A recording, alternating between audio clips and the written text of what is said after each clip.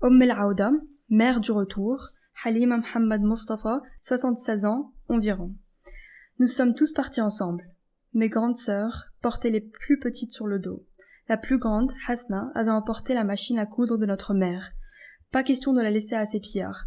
D'un bout de tissu, elle avait confectionné une sorte de turban qu'elle avait entortillé en boule au-dessus de sa tête pour caler la machine. Sa petite voix, lorsque nous avons quitté le village, exprimait notre colère et notre impuissance. Dar dar abouna, jayin el ghuraba yitruduna.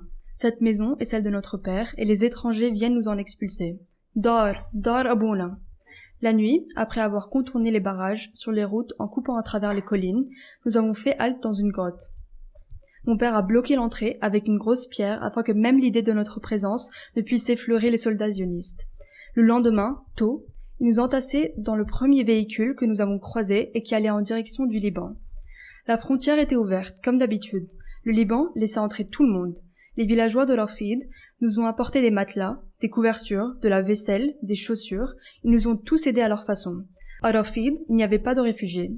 Les camps ont surtout été installés sur le littoral autour des grandes villes, Beyrouth, Saïda, Tripoli et Tyr. L'idée du retour en Palestine était tellement ancrée dans sa tête que notre père nous y préparait à la fois moralement et physiquement. Il nous parlait en détail du village, de nos coutumes, de la défense, de nos droits et de la résistance. Il aimait monter des pièces de théâtre qui mettaient en scène notre histoire, les combats, la peur, le désastre que nous avions vécu en 1948. En fait, notre famille formait une véritable compagnie théâtrale. Nous apprenions chacun notre rôle et trouvions de quoi nous accoutrer avec les bouts de tissu qui traînaient autour de la machine à coudre maternelle.